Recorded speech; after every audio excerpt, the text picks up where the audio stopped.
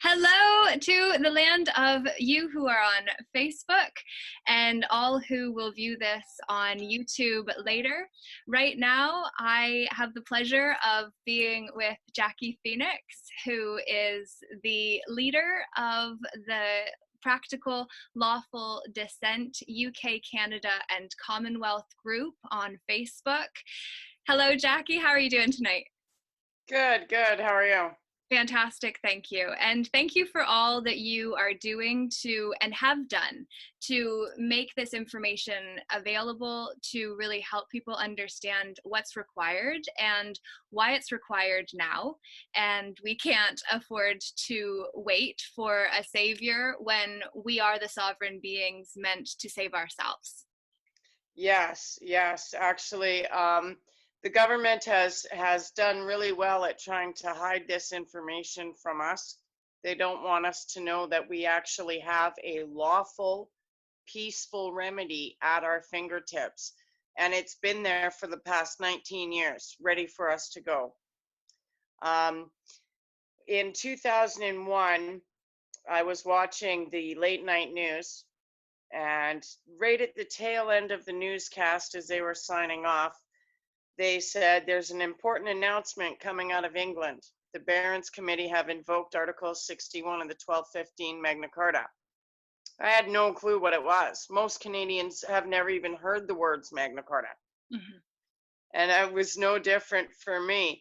I didn't have the technology at my fingertips like the internet that we have, now. I didn't have a computer or nothing, so whenever I got near a computer, I couldn't remember what it was I wanted to look up, and it slipped my mind.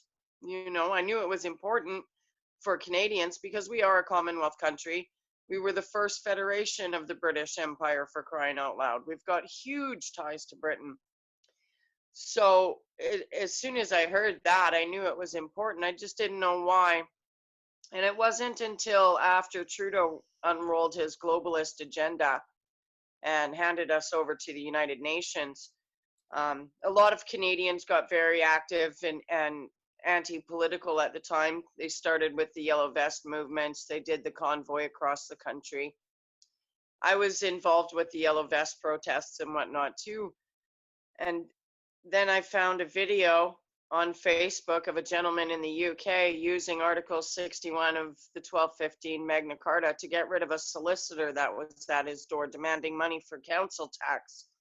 In the UK, council tax is very similar to property tax, only everybody has to pay it, not just property owners. So right away, as soon as I heard Article 61 of the 1215 Magna Carta, it was like a little light bulb went off in my head. I know those words. I know they're important to Canada. And that's when I found David Robinson's group, Practical Lawful Dissent. And I knew it was important to get the information to Canadians. Had no clue what I was doing. Green as the day was long. And David took me under his wing and started teaching me so that I could help other Canadians. And that's when he noticed I had interest from other Commonwealth countries throughout the Commonwealth. And he said, okay, well, let's train you for an international push for redress then. So, yeah, we've been getting the numbers up throughout the Commonwealth. There's multiple groups on Facebook. We've got multiple websites now. There's a lady in Australia who's building us our own platform because people want to get away from Facebook. So there's groups on Telegram, Instagram. It's everywhere. It's literally exploding throughout the Commonwealth. And the people are actually getting ready to do our push for redress here soon because the government is pushing their agenda so fast that we really need people involved and active in this. We are the many, they are the few. And for those who don't understand what Article 61 is, Magna Carta 1215 is our forever binding English and Commonwealth Constitution. It actually predates Parliament.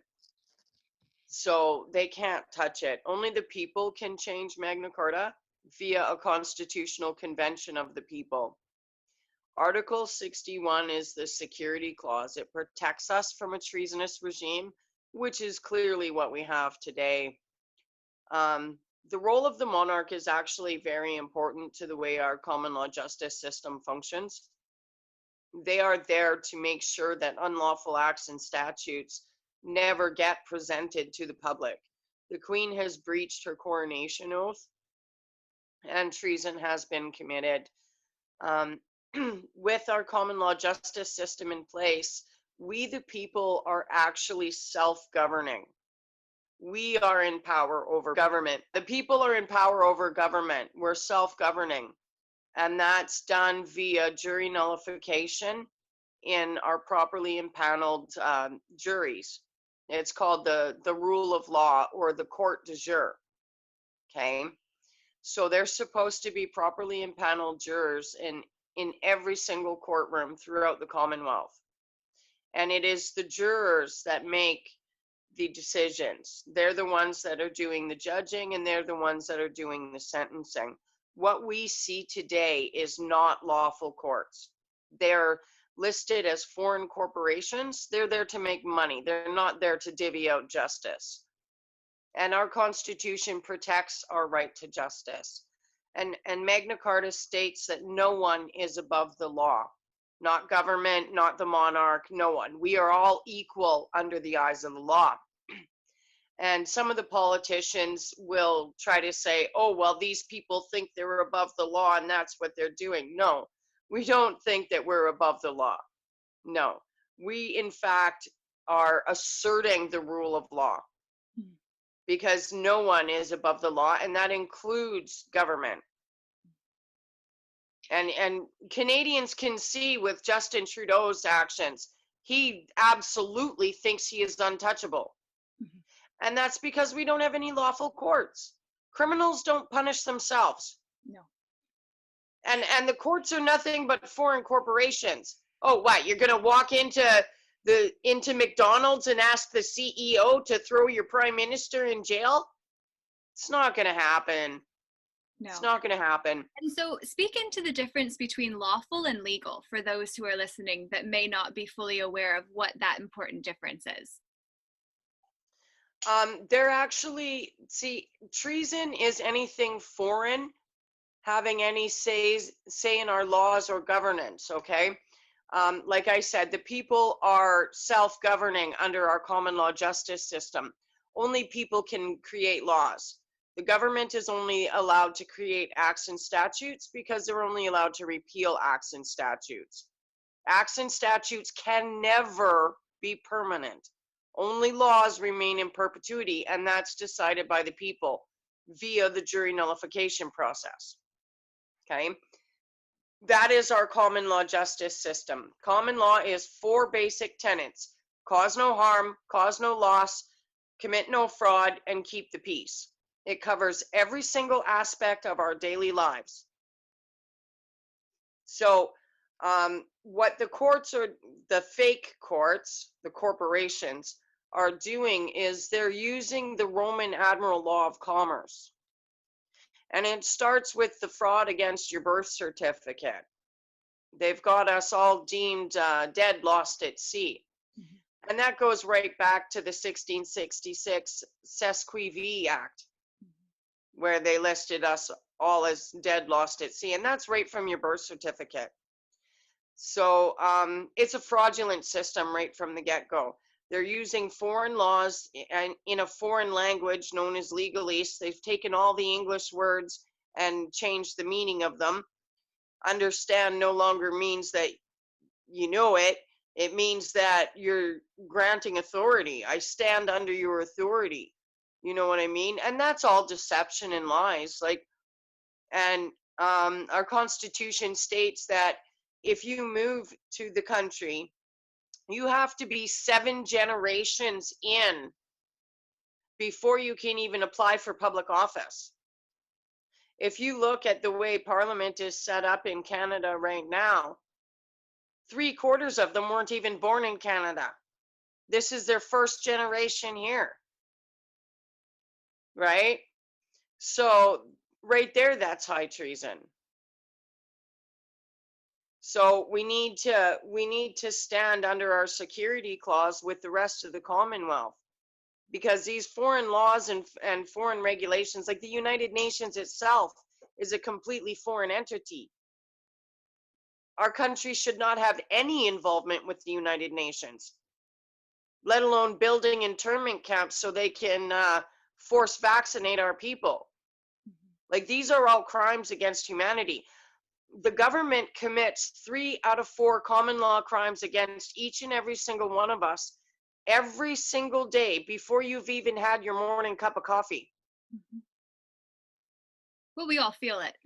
It takes getting bad enough for people to actually be willing to get to do something. And right now, my perception is the cognitive dissonance is so great between the people that are saying that Magna Carta isn't even legit anymore because they replaced it. But speak into that and how this is the original, which means that none of the ones that came after actually have any validity other than being upheld by a treasonous regime that are putting in their own rules and saying, well, they took out the security clause first thing.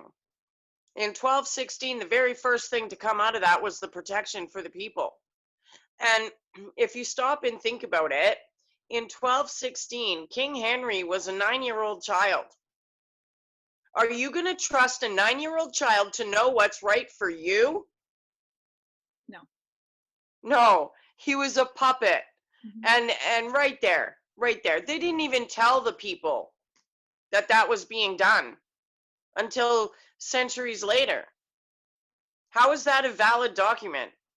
Our Constitution, the 1215 Magna Carta, states not once, not twice, but thrice that it is forever binding. Clauses 1, 61, and 63 clearly state that it is forever binding. And only the people can change Magna Carta via a constitutional convention of the people. We all must have a sovereign say in the Constitution that protects us. Because that's the whole purpose of a constitution. It's there to protect the people. And right away, they started trying to destroy Magna Carta right from the get-go. Naturally, because the queen is made to seem the sovereign being that we're to revere. But what is a sovereign being? The queen, it holds the office of sovereign. That's another deception against the people. Mm-hmm. There is no royal bloodline or privilege. Mm-hmm. Okay, this is a job title. Mm-hmm. And you need somebody with the right qualifications, not the right bloodline. If you needed brain surgery for a loved one, would you go and find a brain surgeon, or would you go down to the local pub and find some guy whose father was a brain surgeon? Mm-hmm. Precisely. Yeah. It's obvious to anyone that has not been fully brainwashed by the ones who are essentially abusive parents that have turned on their children and said, you can get your toys back after you've been good, which never happens. Yeah, exactly. So what does redress mean for those who are saying, okay, all of this is legalese, I don't understand, it's overwhelming, and so I'm just going to move away and go to the familiar comfort zone of what I know, which I know is bad, but if it's not broke, don't fix it. And a lot of people are really in that boat, is what I perceive from interacting with people on the Well, you can't get much simpler than Article 61. It's one law. It's the only law in effect, because Article 61 is the highest constitutional law ever written. That means it's extremely powerful and extremely effective. Unlike the rest of our constitutional laws, Article 61 has to be invoked by a committee of 25 barons or more. And the reason for that is because Article 61 is such a powerful law that once it was invoked, it deposed the Queen and all of her governments throughout the Commonwealth. That means the Queen was constitutionally dethroned on March 23rd, 2001, and all governments throughout the Commonwealth were dissolved. There is no government. They are criminals posing as government. And as long as people keep running to the polls to vote for these criminals, it's going to keep happening. Mm-hmm. So once Article 61 deposed the Queen and all of her governments, Article 61 became the only law in effect throughout the entire Commonwealth realm. So that applies to all Commonwealth and former Commonwealth countries. Because Article 61 also dissolved all treasonous documents. Mm-hmm. So even the United States Declaration of Independence is null and void. So it is by royal command that we take the oath and stand under Article 61. Because treason is the worst possible crime that can be committed. It's one thing to see your enemy coming towards the gates. It's a whole nother ball game when they're already in your yard. Precisely. It's that whole premise that at what point do we stop walking towards the concentration camps and actually say, hey, there's a cliff there. It's like the buffaloes were exterminated because they just kept running, and the cliff ends, and so does their lives. And so yeah. If we don't understand the power of banding together and that we actually do have the power, how do we exercise that power? And once we've exercised the power in the resistance, then what happens after that? You mean how do we get redress, and what is that? Yeah. Okay, well, it's by royal command that we all take the oath and stand under Article 61, because we're defending the realm. There's more of us than there is of them. And Article 61 demands that we reject the treasonous regime. It is unlawful to support the treasonous regime. Even just putting a mask on right now when you walk out the door, you're aiding and abetting criminals. Mm-hmm. It's a crime. Mm-hmm. So the oath that we take is a document of intent. Because Article 61 is the only law in effect, it makes it simple. You're either obeying the law or you're not. There's no fence sitting on this one. So once we take the oath, we notify them of our lawful standing by starting the 5-notice process on the courts and the police. Okay? And that tells them, look, I'm lawfully standing under Article 61. It has been invoked. You too have a constitutional duty to stand with the people under it and defend the realm. If they do not, then they're guilty of at least sedition, which is to deny the Constitution. And that's a full asset stripping and the gallows under the 1557 Treason Act. So even just denying your Constitution comes at a very, very hefty penalty. Treason, high treason is the same, full asset stripping and the gallows. A misdemeanor under our common law justice system is a full asset stripping and banishment from the kingdom for no less than 7 years. So they're very, very strict penalties.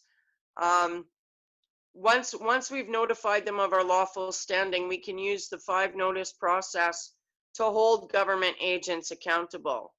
If you don't like the current COVID regulations, you go after your health ministers because they're the ones implementing that. You don't like the current curriculum being forced on children in school, you go after the education ministers. You don't like the 5G, you go after the science and technology and infrastructure ministers. You don't like the financial situation of our country, you go after the finance ministers. And you put them all on notice. Article 61 is an unstoppable force. Once it's been invoked, it cannot be revoked. It has been in effect for 19 years already, and it'll remain in effect for another 50 if that's what it takes to get the people redressed. And it's a matter of the people waking up, standing under Article 61, and using it to hold these criminals accountable. We're not going to take it. And it's personal accountability is really what's being called for. Oh, yes, it is personal accountability, because I was just doing my job as no defense. You can't just pass the buck. Oh, the Canadian government will be liable. No, you personally are liable. We are all responsible for our own actions, inactions, and omissions. We all have a conscience, and we all can say no. Mm-hmm. So if you do not stand up, like if you're in a position, force vaccinating people, if you're a nurse and you're force vaccinating people against your own conscience, well, that makes you personally liable, because you could have stood up and said, no, I'm not doing it. And the companies themselves have absolutely no liability, which is part of what is so horrendous as to what could come if we don't actually unite and step up and exercise our personal responsibility as not just citizens. It was the Queen whose last... Not citizens, sovereigns. You So, cannot be a sovereign and a citizen. perfect. So the difference between a citizen is one who is owned by the corporate identity of the country that we were registered with, who was then made the holder of our trust that we came here with, essentially, my understanding is. And then, But again, that goes back to the Treasonous Sesquiv Act of 1666. which came after the... How did the Sesquiv Act of 1666 get passed after this? Because it our last constitutional monarch was Elizabeth I, and which was in 1550s. 1550s. That just is that emoticon with the mind blowing up. Yeah. How is... So with Redress, I know you're over in the UK right now, and so what can sovereign beings do in order to exercise our power and actually be part of the change we seek in this world? Right. Well, the first thing they need to do is to take the oath of Article 61. You have to be standing under the law in order to be protected by the law. And that's the thing. Article 61 is like our umbrella of protection. It protects the people from a treasonous regime. So right there's your first reason to take it. The whole point of redress is to restore the rule of law that puts the people back in power. Common law is natural law. We are all born with an instinctual knowledge of right, wrong, and fairness. We even express it as children. If you give one child 3 cookies and another child 1 cookie, the child with 1 cookie is going to cry and say, that's not fair, right? It's instinctual. Mm-hmm. Natural law and justice are instinctual from birth. And that's basically what common law is. It's natural law. So what exists in nature? People exist in nature, not government. People created government. The government didn't create people. So they are the fiction. Okay? So what happened when Article 61 was invoked? The people dissolved the government that they created. There is no more. We are fighting to restore the rule of law that puts us back in power. And we want to get rid of these criminals in office. We want them held accountable for their crimes. Each person that we put on notice with the 5 notice process will stand trial for treason before a jury of the people at a later date.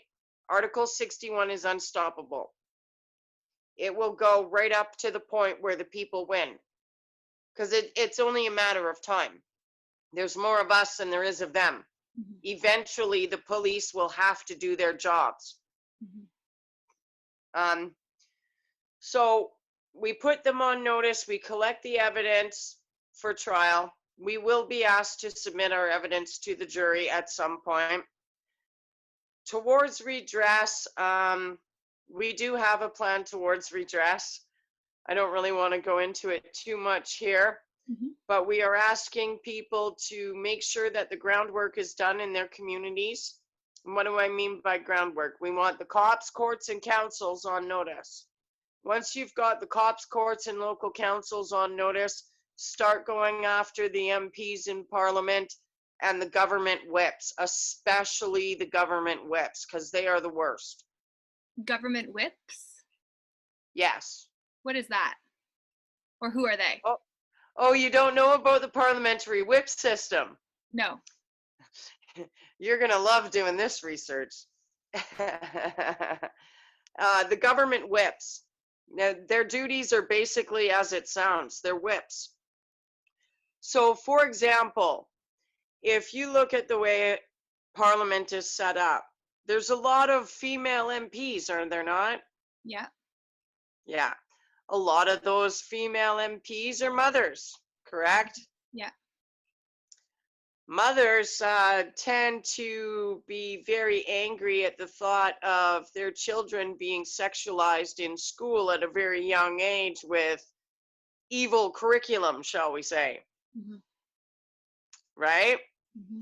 Or the forced vaccination issue, for example. Either one. I know me as a mother, there's no way I would say, yeah, go for it. No. Not. I'd be all against that. There's no way you're putting that curriculum in my child's school. There's no way you're sticking that needle in my child's arms. So how are these evil agendas being passed in Parliament? It's the government whips. That's what their job is, to whip those MPs to vote yes. So, and they'll, by hook or by crook, they'll get a yes. And they make people, they force people to vote against their own consciousness. And that's how agendas like this are being passed in Parliament. Because the people, the good people in there that, oh, I'm going to run for office so I can incite change from the inside. No, you're not. You're going to get into office and you're going to meet the government whip. So yeah, it's the whips that definitely need to go for sure. So the course of action that's required in order to get the whips out, to get the government officials being held personally responsible, is a 5-step process of mailing out letters. And the first step is signing the oath of the Baron. Yes, you got to take the oath first, because that changes. The oath is a document of intent. It's our evidence that we are in fact obeying the law. And it also changes our allegiance from the Queen to the Constitution. That's why we no longer have to pay taxes, fines, or fees. It's not that we don't, it's not that we think we're above the law and I don't have to pay my parking ticket because I'm above the law. No, we're not paying that parking ticket because you're criminals, and if I give you my money, then I'm supporting crime. There's a big difference, right? So we conditionally accept their demands. And if they want us to pay taxes, well, we'll conditionally accept it. I'll pay my taxes if you can provide me proof that you have the authority to make that demand, which they don't, because the government was dissolved in 2001. Where's your authority? Oh, I got none. Well, all right, goodbye. You know? Or they have to provide proof of authority that Article 61 is no longer in effect. And they can't do that either because the people have not had redress. Our common law justice system has not been restored. The people are still very angry. Justice has not been done. So, yeah, we use the 5-notice process. We hold them accountable. It's simply, if there's a demand, we start with the notice of conditional acceptance. If there's no demand, we start with a lawful objection. The second notice we serve is the default and opportunity to cure. The third notice is a notice of default. The fourth is a notice of coercion to aid and abet high treason and misprision of treason. And then your fifth one is your notice to stop. Every person that we put on notice will stand trial for treason. We always keep a copy of each notice we serve because we will be asked to submit the evidence for trial, and each notice is evidence of the treason being committed. Once we've got all the groundwork done, if people just read Article 61, it tells us exactly what to do. So that'll give them a little bit of a hint as to what's happening for redress. Once you've got the groundwork done for your community, get organized into little groups and be ready for the call to action. Once the call to action comes, you'll be instructed on what to do, and just do it. And it's peaceful, it's lawful. There's no fear of people being arrested or anything like that, because we're using the highest constitutional law ever written. We have nothing to hide, nothing to fear. We're obeying the law. People don't get arrested for obeying the law. And a lot of the people who have traded everything, including their souls, to be able to get into these positions in the first place, they need to understand that money isn't going to be able to get them out of this. Oh no. Money is not going to get them out of this, because that's the thing. They're going to have to stand trial before a jury of the people. This is not walking into a corporation and standing in front of your evil friend sitting in a black robe at the head of the room. It's not going to work that way. Mm-hmm. These are the people of the Commonwealth, and we've been victimized by these criminals, most of us, our whole lives. And so for the people that are saying, okay, we do that, and then what? We have no government. How do we govern ourselves? For people that might be worried about... We have always been self-governing under our common law justice system. It's jury nullification. Government is allowed to create acts and statutes because they can only repeal acts and statutes. Maxim law, no parliament shall bind its successor. So acts and statutes can never be permanent. Okay? So the way our system is designed to work, Parliament wants to create a piece of legislation. First, it must fall within the confines of our Constitution. That means it can only add protection to the people. It cannot remove protection. So then it is supposed to receive royal assent from a constitutional monarch. Like I said, we haven't had one of those since Elizabeth I. So, but the monarch is supposed to look it over and say, oh, this is unconstitutional. The people aren't even going to see it.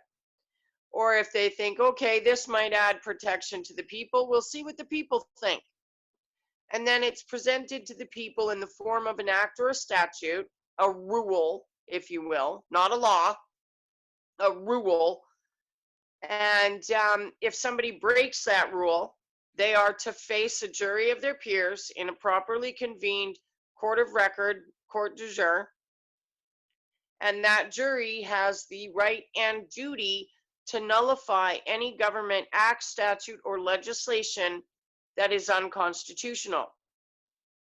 So let's say the accused has actually broken legislation, but the jury says, you know what, this doesn't feel comfortable. That sounds like something I would do. It doesn't seem fair to punish them for this. So then they come back with a verdict of jury nullification. What happens then is, because the jury has deemed that piece of legislation as unfair, the process immediately begins to remove that piece of legislation from the statute books. And then it opens up the door for something called common law private prosecution. And that means that any single member of the public can privately prosecute any member of parliament that was involved in creating that piece of legislation. and they can do that free of charge. So they don't have to pay for a lawyer in order to hold the individuals who are implementing treasonous orders responsible for their choice to uphold Exactly. a treasonous regime. So if you look at, for example, the current COVID regulations, the jury would deem this unfair like that. Mm-hmm. And every single member of parliament, both provincial and federal, that were involved in passing that could be privately prosecuted by any member of the public. So in order to move forward, for somebody that is maybe new to this and they're listening and thinking, oh my gosh, I actually have something that I can do. What is that? Where do they go for the information? They can find us on Facebook. We've got Practical Lawful Dissent, UK, Canada, and Commonwealth. We've got Practical Lawful Dissent, Australia, Practical Lawful Dissent, UK, Practical Lawful Dissent, Wales, Practical Lawful Dissent, I said New Zealand, didn't I? Nope, but New Zealand. New Zealand, yes. We've also got practicallawfuldissent.com. There's lots of places to find us. Okay. And so when I post this video onto YouTube, I'll make sure to post those links so people can find the information who may not be on Facebook, especially with the censorship rules, getting this. Oh, you can also find us on Telegram, Instagram. We're pretty much everywhere now. Brilliant. And that's what's required, because people are everywhere, and the ones who are controlling the people are only in select places, feeling above the law. I remember years ago hearing a friend at the gym I worked at saying he vacationed in Florida, and all of the rich, or not all of them, but many of the rich people were building houses and properties out on lands offshore because of how crazy it's going to get when people realize how badly we've been duped. Yeah. Well, there's another thing too. If people want, they can actually use this process to seize Crown land. So, and 89% of Canada is Crown land. If the groundwork is done properly, we could seize the entire country. Right. And then what is the question I feel like a lot of people have. Once we've done these things or got it, then is it we organize our own governing system? The only thing that needs to happen is juries in our courthouses.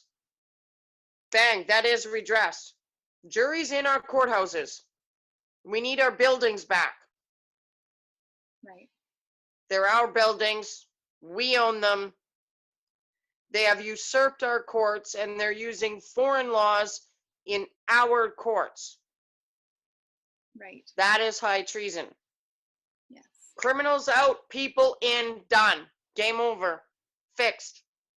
With the United States, obviously that's a separate beast, but I'm sure that there will be actually it's not a separate beast, because like I said, their Declaration of Independence is a treasonous document. The Americans are Canadian again. As of 2000. As of March 23rd, 2001. So that's going to be a head shaker for a lot of people attached to the corporate identity they've grown up with. There are a lot of people that are going to really just not even know what to do when all of this happens. And part of bringing all of this information and the other things that I've been doing is really just trying to help support people and give us tools to not only practically exercise the the law that we have to practically execute that one law to be able to then step into our power and deal with this? It's very simple. You can't get much simpler than Article 61.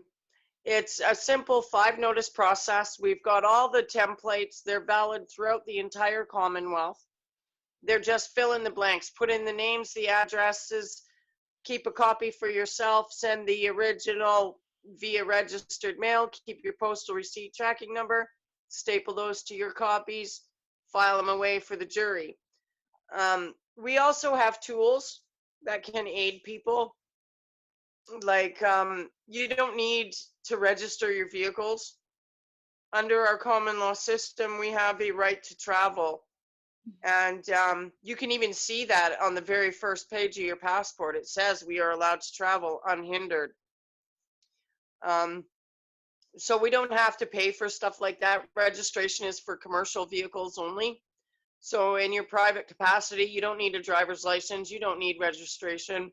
So we've got right to travel stickers that you can have printed off and put on your car. We also have the constitutional caution card that people can carry with them.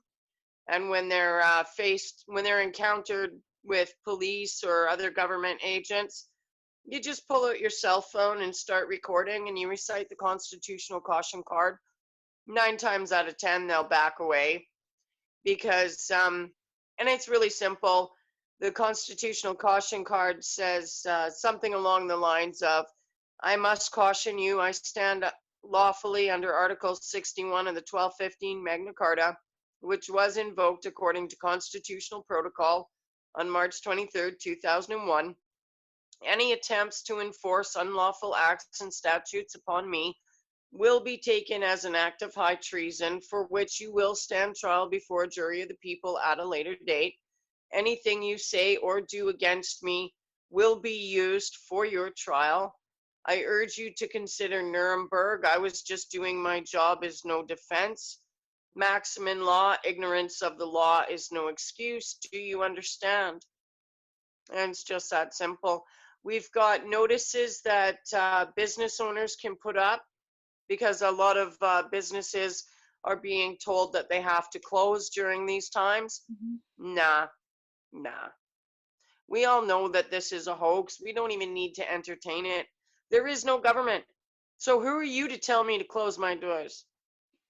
It's all part of the Sustainability Act of Agenda 21 2030. If you haven't looked into those, please. Oh yes, it's in our treason evidence. I've got all the treason evidence printed off right from the 1666 Sesquiv Act all the way up to the PESCO document. The PESCO document? Yeah, we no longer have our militaries. So who has the militaries in terms of who's controlling the military? Because martial law is ultimately what the treasonous regime is working to implement. Oh, I know. And our Constitution actually prevents them from implementing martial law during peace times. So even that's high treason. But yeah, it basically hands over our military to the European Union and the United Nations. A lot of people don't realize that the European Union and the United Nations are one and the same. Mm-hmm. And we've got 1942 Berlin document that proves that it's the Nazi backup plan in case they didn't win the war militarily. That 1942 Berlin document was used almost verbatim in the 1992 Maastricht Treaty. It's so overwhelming to see how wrong things are, and yet people are going along with it because so many people are so indebted. Canadians, I heard yesterday somebody said Canadians are 1/16 more than in debt than most other places. Like, we're so. There's no such thing as debt. Okay, speak more into that. Well, it's a little common sense. The people have been duped. they are all listed as corporations. Mhm. What is a corporation's number one purpose? Profit. Exactly. They're making money hand over fist. So let's put this into perspective a little bit. Okay? 1666 Sesquiv Act lists you dead, lost at sea. There's the Sesquiv Trust attached to it. Stacked bank account with your name on it. Okay? Now you get a speeding ticket. Cop writes you a ticket. We'll say 125 bucks. Okay? That 125 bucks comes out of your Sesquiv Trust. Then you're expected to pay that 125 bucks to replace it into your Sesquiv Trust. Mm-hmm. So then they can slightly take it out again. Mm-hmm. And that's just one ticket. Never mind your taxes. Never mind your utility bills. Mm-hmm. Never mind the fees that you're paying to insure your vehicle, register your vehicle, maintain your driver's license. They're making money hand over fist. Oh, we're in debt. We need to raise your taxes. Yeah. So there's no debt. And but they sure love giving themselves raises every year, don't they? Yeah. Whoop whoop. They might as well be playing Scrooge McDuck swimming in the shit. Oops, sorry, I better not swear. It's okay. I don't think anyone has virgin ears, but not with Trudeau in office. Well, and then it becomes about attacking the individuals rather than the corporations. But instead of attacking anyone, it's really just about holding people accountable and understanding that not only will you be held accountable here, you will be held accountable in the after here too.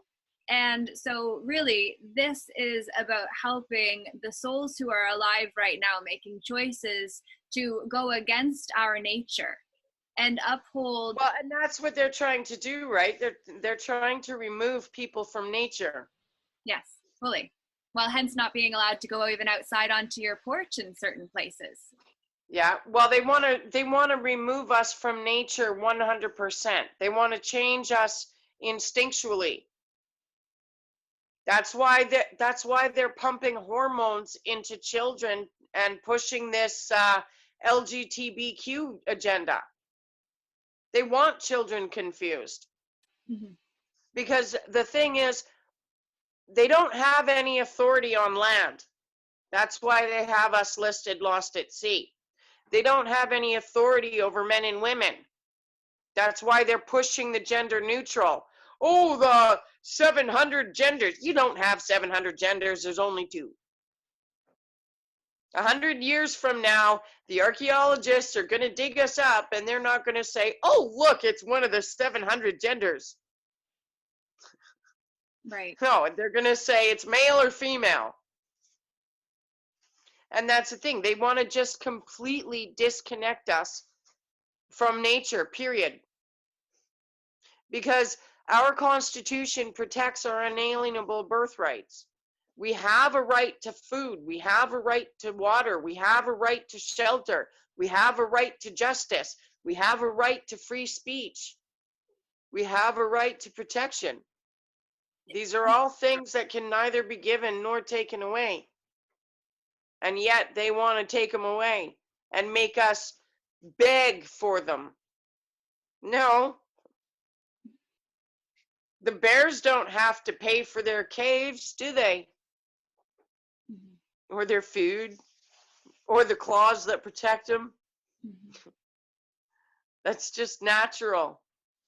Mm-hmm. And people exist in nature, not government. Yeah, we've just been socialized to raise our hand to ask for permission to go to the bathroom and to do basic things from our birth, really.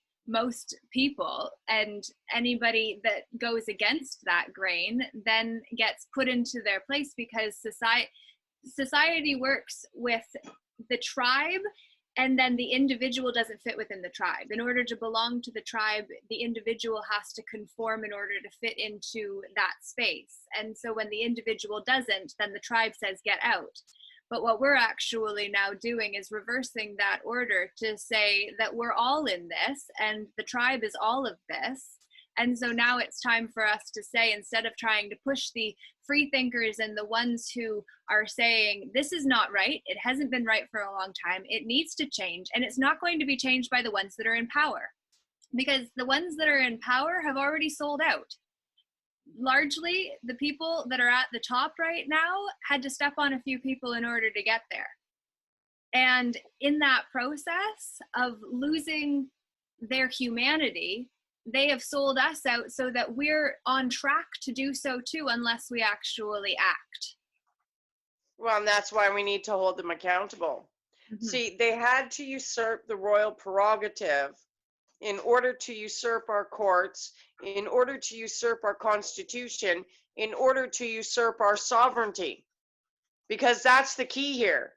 Sovereignty is what holds the power.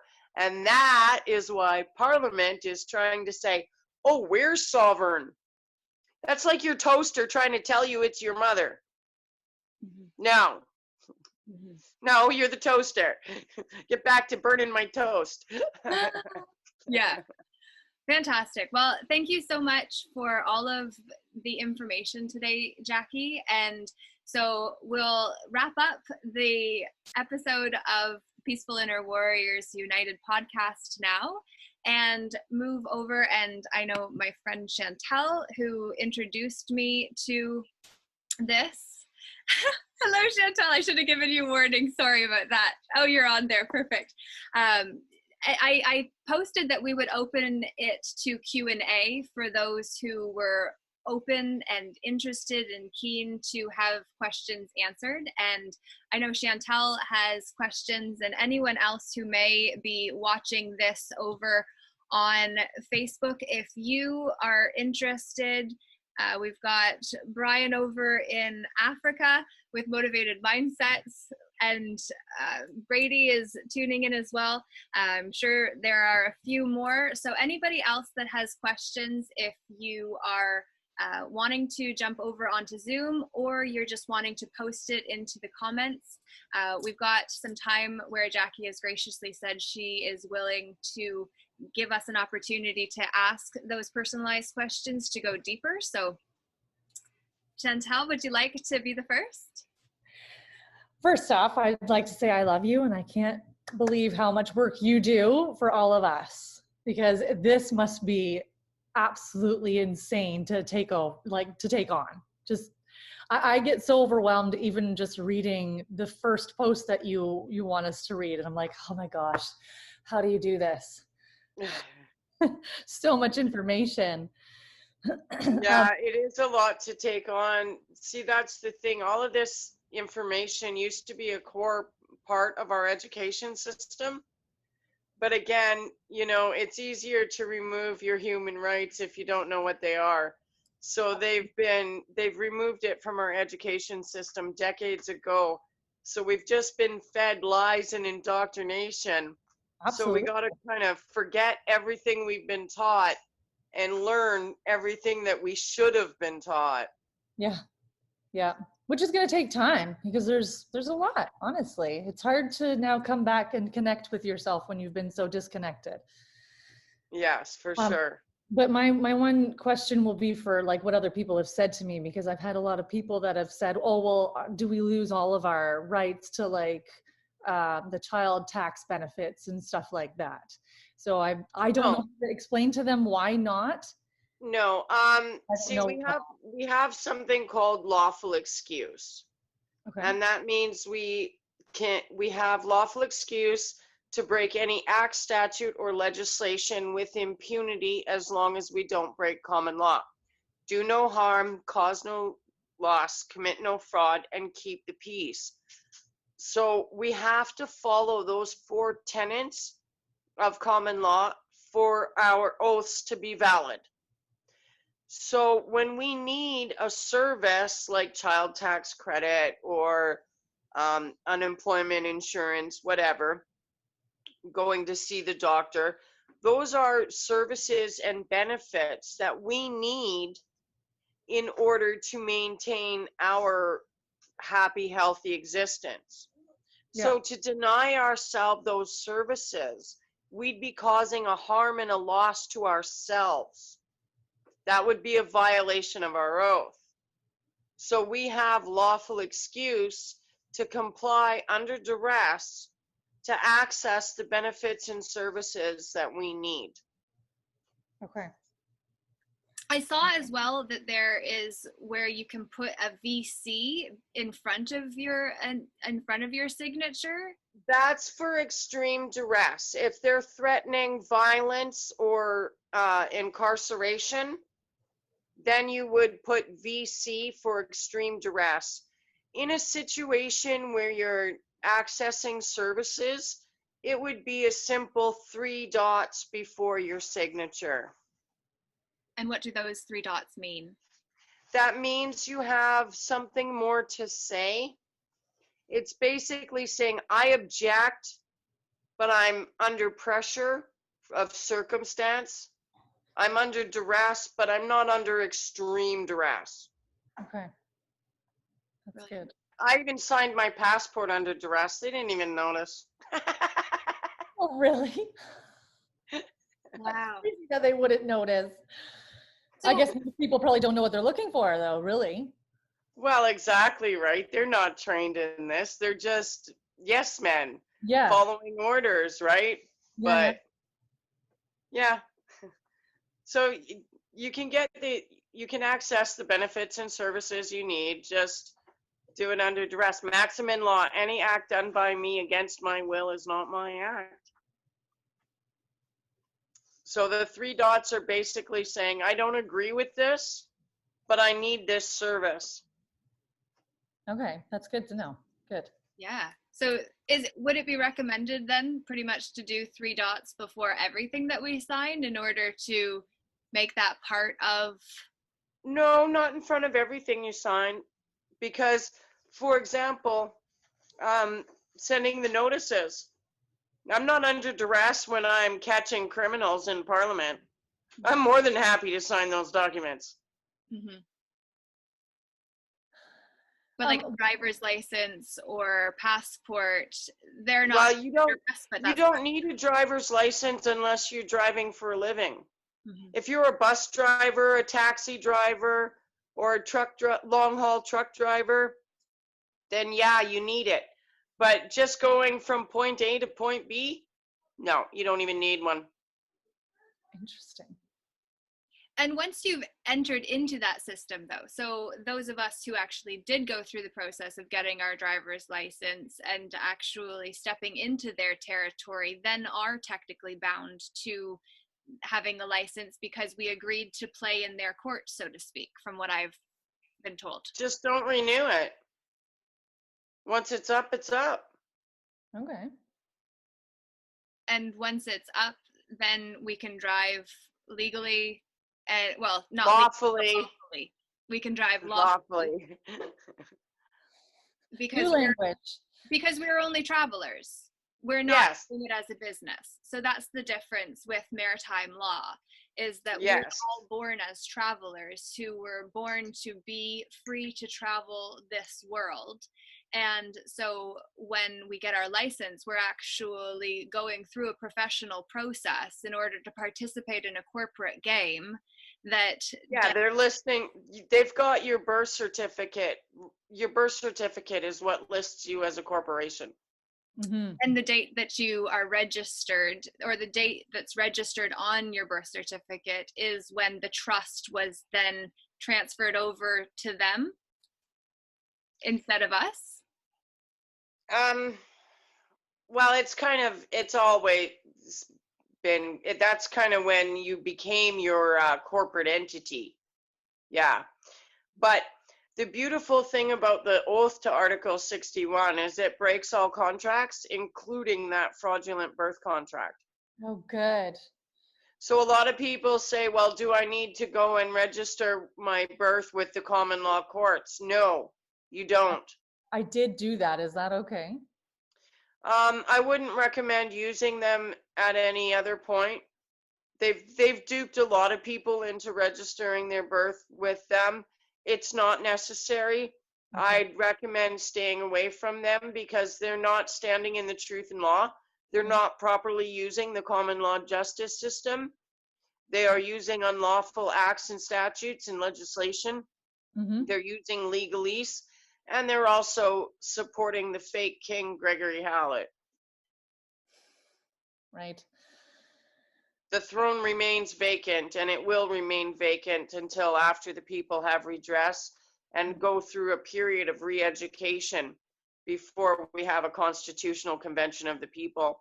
And once we do go through that period of re-education and have a constitutional convention, then we'll be able to discuss whether or not we even want to continue with the monarchy. Mm-hmm. Yeah. Definitely don't want to continue the way we have been. No, well, that's the thing. They've duped us all the way around. They've got people thinking that the monarch is a bloodline or a birthright. No, it's a job title. Yeah. Nothing more. You got to be qualified for the job you're doing. Yeah. We're not meant to worship our employees. No, we've got a culture where employees mean nothing and they're just cogs in the wheel, and if the cog isn't working or cooperating or has too much of their own mind, then that cog is replaced by the next cog that's also replaceable. Exactly, and that includes the monarch. Yep. That's why she was dethroned. You're not doing your job. You breached your coronation oath. You're fired. And that's basically what this boils down to. And that's what people really need to understand. The entire government throughout the entire Commonwealth were fired on March 23rd, 2001. Wow. So why are they still going to work? Yeah. How are they? Well, I don't understand then how this just keeps going. It's because people keep going to vote. People keep buying into the illusion. Yeah. That's what it is. It's an illusion. Totally. Well, thank you for breaking some of these illusions for those who had an opportunity to watch today, and for being willing to come on today. Chantal, do you have more? Yeah, I was going to ask, how do we get redress? Like, what has to happen in order for that to happen? We need to restore the rule of law. That's what we need to do. We need to put juries back in the courthouse. That's redress. Oh, okay. That's it. Okay. And so how do? Yeah. Well, once we've got our common law justice system restored, that means juries in our courtrooms. That doesn't mean go and build a new courthouse and gather a common law assembly. No, we need our courts back, because every courtroom is already a common law jurisdiction. Mm-hmm. We already have jury nullification. We just need it back. And that means our courtroom's back. Yeah. All right. Because once there's juries in every single courtroom, then this mess will clean itself up. So what do you say about like the things that they send out now to ask you to do jury duty? I literally just filled one out and sent it back. What do you say about that? What we see today is a watered down version. Okay. It's not even, you can't even really call it a jury trial. Okay. It's an illusion, again, because a jury is supposed to vote by their conscience. Yeah, absolutely. Okay. And in a common law court de jure, there is no judge. There's a convener who is also selected at random from the public. Oh, I didn't know that. That's interesting. So every single member of the jury plus the convener is a member of the public. There is no such thing as judges and stuff like that. No, The convener is only there to make sure that the proceedings happen in the correct order. That's crazy. Wow. How have they created a position that's not actually, legal? Deception. I know. Deception and lies. Deception and lies. Power corrupts, and absolute power corrupts absolutely. Yeah. Yes, exactly. And it all stems back to the Fabian Society in the 1800s. It's the secret societies. They crept their way into Parliament, and they've been pushing their agenda ever since. Wow. I think that was 1886, I believe, when they first started pushing their way into Parliament. And it was 1910 when they actually got a Fabian prime minister. That's when they got into the prime minister's chair. And it's been selected ever since. Yeah. What is Fabian? The Fabian Society was the first of their secret societies. So before the Masonic Temple or the Freemasons? They're all the same. They're all the same. It's all one. But that's when they were really public about it. They're all the same. The Bilderberg Group, the Trilateral Committee, the Freemasons, they're all the same. The Fabian Society is one of the first of the founding societies. Their coat of arms, they had to change it because it was too obvious. Their coat of arms was initially the wolf in sheep's clothing. And if you look at the way the judicial system is run here in England, they wear the lamb's wool wigs. Yes. That's to represent the wolf in sheep's clothing of the Fabian Society. That's crazy. And the wolf in sheep's clothing story, for those that may not be familiar with it.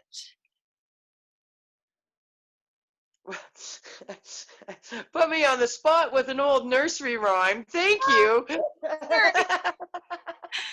But because my understanding, like, I kind of see it, we're all wolves, but we've come to think of ourselves as sheep in a way, because it's like we all have the capacity. No, the wolf in sheep's clothing is basically where they're hiding in amongst us. It's the essence of treason. Right. The Trojan horse. Yes. Yeah. So how would you suggest that we get more people to understand this? How do you help people to understand this? Like, I want to bring people, I've brought people into your group, but I don't think any one of them, including me, because I've been so confused. I still haven't taken the oath. And so, like, how do you suggest I help people to get going faster? Well, the fact of the matter is we're running out of time. No. We never thought we'd see the day when they were building concentration camps in Canada. And let's face it, that's what they are. They're not internment camps, they're concentration camps. Yeah. And they're going up all over the place. Yeah. So, if people aren't scared, then they should be. So just the simple fact that we're running out of time, show them the evidence. Show them Agenda 21. Show them Agenda 2030. Show them the FCO 301048 that was hidden from us for 30 years. The FC 103040? The FCO 1048. 301048. FCO 301048. FCO stands for Foreign Commonwealth Office. It is the most damning piece of treason evidence we have. And it goes along with the Kilmer letter. The Edward Heath administration were fully aware that they were committing both high treason and sedition to bring us into the EEC in 1973. And there's so much treason and sedition in that document that they hid it from the public for 30 years. Wow. They hid the document itself. How does the government hide a document? Well, they hide lots of documents. Oh yeah, they hide lots of documents. Yeah. Well, I watched a 3-hour video of somebody that was in Parliament and basically went there and then started standing, and he was there as an investigator, as a reporter, and just basically interfering. I forget what he was doing specifically, but I watched 3 hours worth of him listing all of the names and calling people out and saying, if you want to sue me, do it. I'd be glad to, because if you try to sue me, then I'm going to bring all of the treasonous documents forward to show the fact that all of Canada's water is owned by the states, for instance, according to how the current government have. It's all treason. It's all treason. They can't sell public services. They've privatized registries in Canada. That's high treason. They sold off Alberta Power to ATCO Energy. High treason. Right.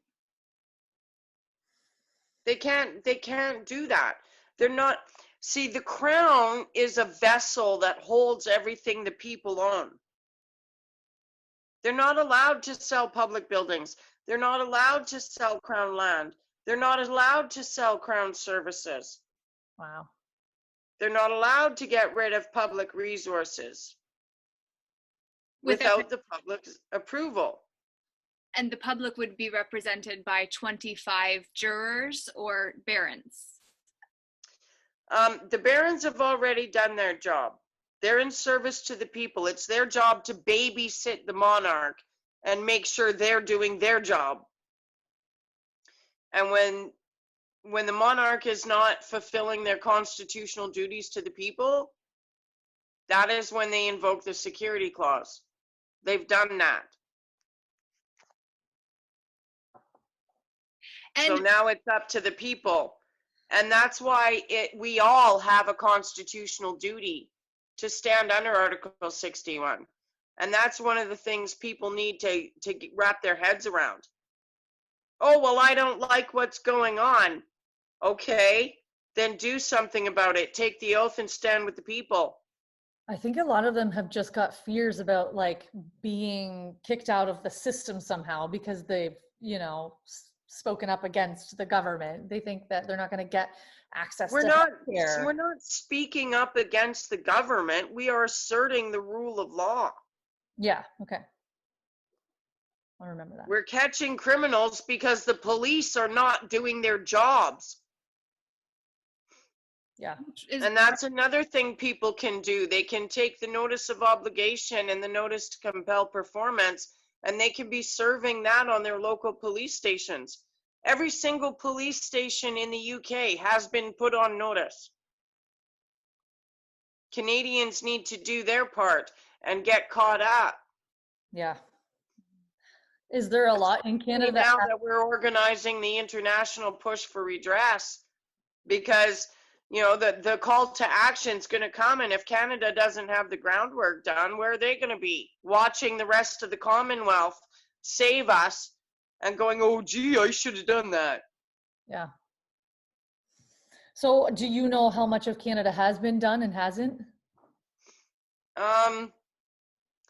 Alberta's doing pretty good these days. I'm definitely got plans for at least one, possibly 2 locations for the push for redress. I almost said what it was. No, the regime not know yet. But yeah, so it's just getting the groundwork done and being ready for the call to action. Okay. The sooner that's done, the better. Yeah.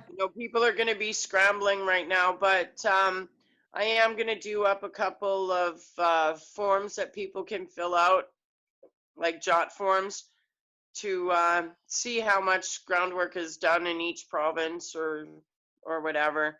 Yeah. I got to do one for Australia. I got to do one for the UK, etc. So. Oh, yeah.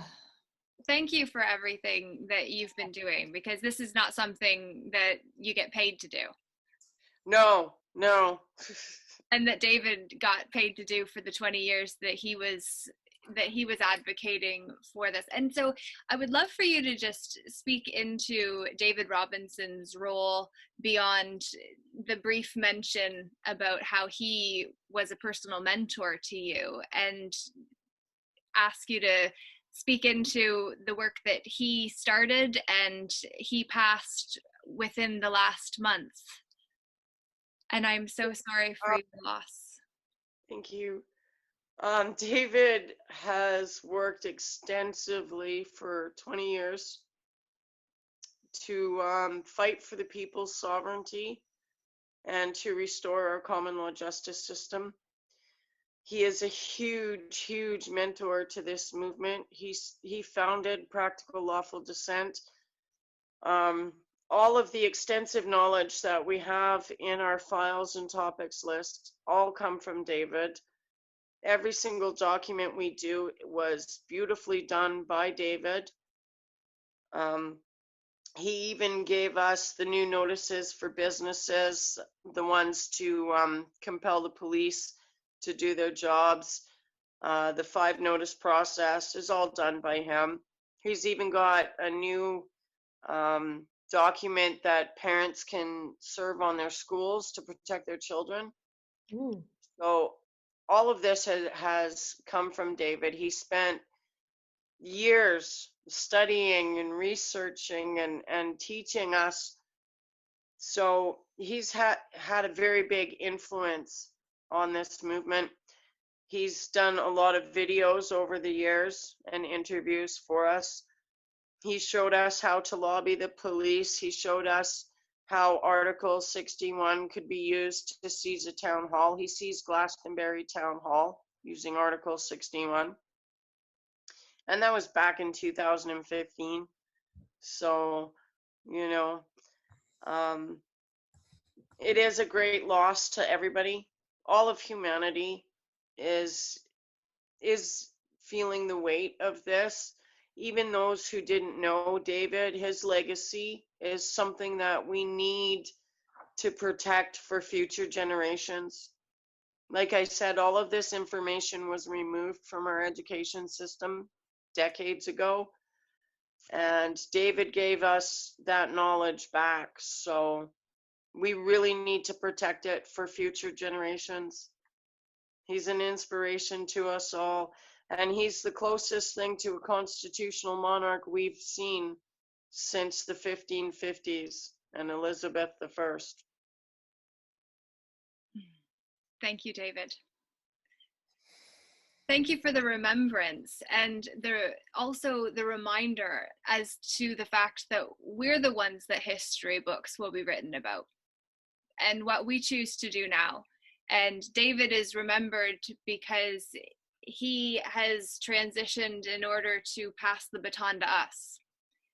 And it is our role and responsibility now as sovereign beings ourselves to step up and do what's required in order to help people get back what is already ours and is being used and manipulated by people that do not have our best interest at heart. Though some of the people doing those things have good hearts, and it's not to say they're not bad, that they're not bad people. It's just they're making bad decisions based on the profits over people mentality of the world that we live in, and is what we came here to change. And there are people that have been the torch bearers who have been calling for justice and calling for responsibility and calling for change. And now it is us who are here. We're the players on the field. Yeah. And we gotta fight like never before, because time is of the essence. Time is of the essence.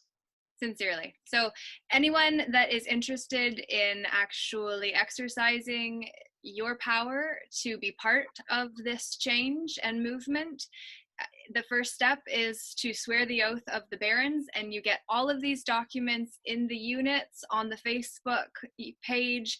Practical Lawful Descent, UK, Canada, and Commonwealth.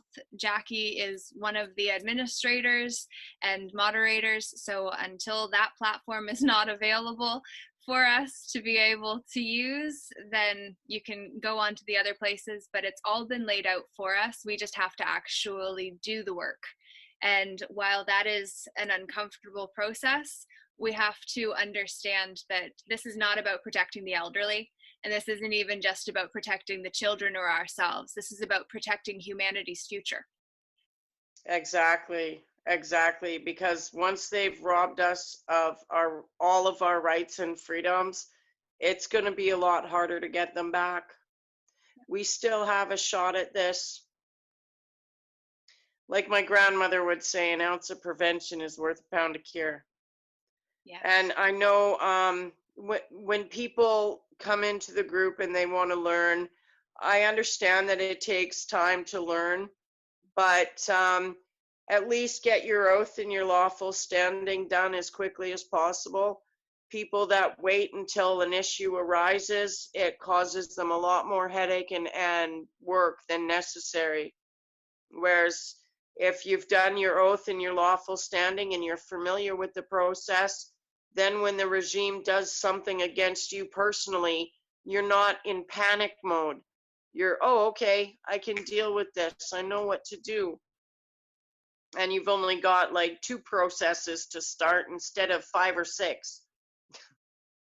So in swearing the oath of the barons, we sign the document that's already available to be printed off, and then we need 3 witnesses, and then Yeah. Once you've printed the document, filled it in, and you've got 3 witnesses, you're under oath as soon as you've got your witnesses. But it is a document of intent. So the whole purpose of creating that document of intent is to prove your intent. So once we've filled it all in, we send a photocopy of it, registered mail, to the baron that we've selected. Most send to Lord Craigmile. Then you keep your postal receipt and your tracking number because you're sending it registered mail. You staple that to your original oath, and now you've got a completed document of intent. By sending it registered mail to the baron, your intent is undeniable. It's not like you just created the document and left it sitting on your kitchen table and did nothing with it, right? They could say, oh, wow, you didn't really mean to take the oath. You just did it to follow your friends. Whereas if you actually send it registered mail and you have that postal receipt and that tracking number, there's no denying your intent on that one. And who is the baron? Where do we find the contact information for that baron? Well, the one oath that we have has Lord Craigmile's name and address already on it to make it easier for people. But if they look in the topics list of the group under the barons, there's a list of all 25. And these were the original 25 that came forward March 23rd, 2001 to petition to the crown that they were operating treasonously? On February 7th of 2001, they petitioned the Queen to rectify the Treaty of Nice because it was granted royal assent when it shouldn't have. It was a treasonous document. But they've been doing this automatic royal assent thing since the 60s. So they usurped the royal prerogative. But, and you could read her answer. It's right in the invocation of Article 61. It's also in our notices that we send. But the Queen's response is basically an admission that treason has been committed. She said she didn't have the authority to deal with the issue. Well, you're the constitutional monarch. You most certainly do have the authority to deal with the issue. So it was basically an admission that the crown had been usurped. So she was constitutionally dethroned, and Article 61 became the only law in effect. Amazing. So I feel like unless Chantal, if you have anything else you wanted to ask today. Not that I can think of at the moment. Okay, so what will, if you're happy to come together and do a summit where people kind of watched this message, and then we can actually come together, we'll do a lawfully organized summit in the near future where we can actually connect and have other people that are doing their part where they are, so that all of us together can actually turn this ship around. Because as much as we've been trained to think that we're just little minions and people that don't matter, we do. And we're not just minions. We're so much more. We are sovereign beings. We came here through people to be people, and to bring up people potentially, or to look after the ones that are already here.